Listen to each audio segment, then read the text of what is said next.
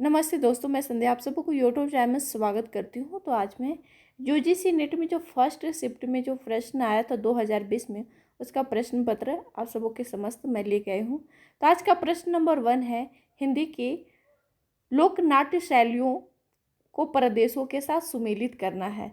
तो सांग जो भाषा है वे कहाँ बोली जाती है, उसको आपको सुमेलित करना है। तो सांग भाषा है वे हरियाणा में बोली जाती है, नौटंकी उत्तर प्रदेश में, माच मालवा में और नाचा छत्तीसगढ़ में बोली जाती है। ऑप्शन नंबर अ सही होगा। अगला प्रश्न है, नामवर सिंह द्वारा रचित पुस्तकें हैं, तो इनमें से कौन से जो पुस्तकें हैं वे नामवर सिंह द्वारा रचित हैं।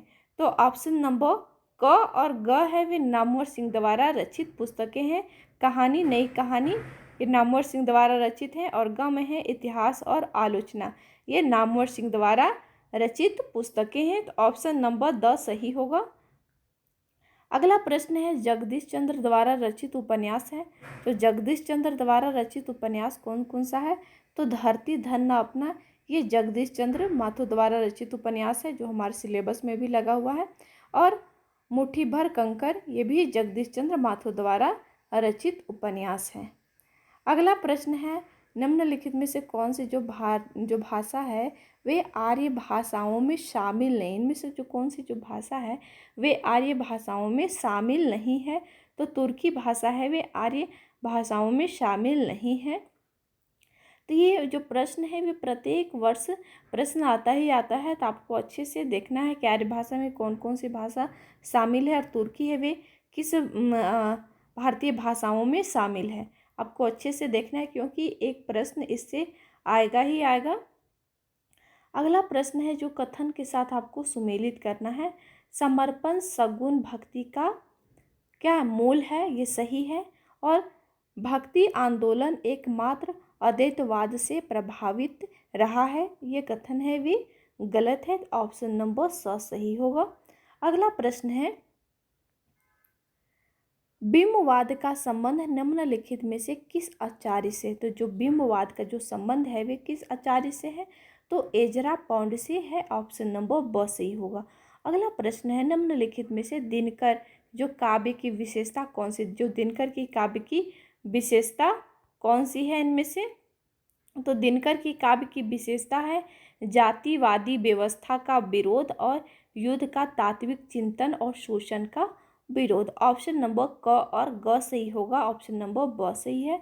अगला प्रश्न है, मानव प्रवृत्तियों तथा मनोविकारों को पात्र के रूप में उपस्थित कर नाटकीय द्वंद्व की सृष्टि करने वाला जयशंकर प्रसाद का नाटक कौन सा है।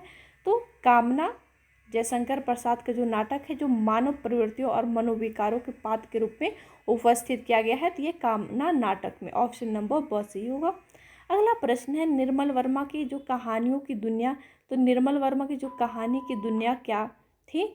तो हताश और आत्मपरक नायकों की। तो निर्मल वर्मा थे वे अधिकांश जो हताश और आत्मपरक से संबंधित ही नायक को लेकर आते थे और कहानी में अकेले और अलगाव से संबंधित ही कहानियाँ लिखते थे। तो ऑप्शन नंबर क और ग सही है। तो क और ग किस में है, तो ऑप्शन नंबर ब में है। क और ख, हताश और आत्मपरक नायकों की और अकेलेपन और अलगाव की।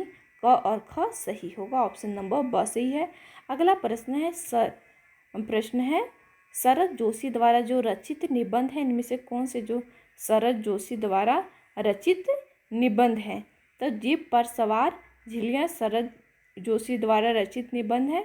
और यंत्र तंत्र सर्वस्व। ऑप्शन नंबर क और ग सही होगा। ऑप्शन नंबर बी सही है। अगला प्रश्न है, इसमें आपको सुमेलित करना है। तो आनंद कादम्बिनी, तो आनंद कादम्बिनी किसका है, प्रेम घन का है, बद्रीनारायण चौधरी प्रेमघन। ऑप्शन नंबर क का होगा 3 होगा। तो किस में है, स में है। और समालोचक चंद्रधर शर्मा गुलेरी, भारतेंदु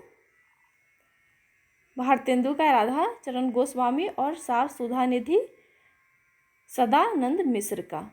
तो ऑप्शन नंबर स सही होगा।